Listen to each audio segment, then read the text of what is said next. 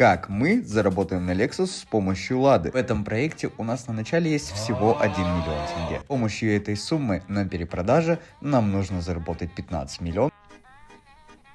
Я в ахуе.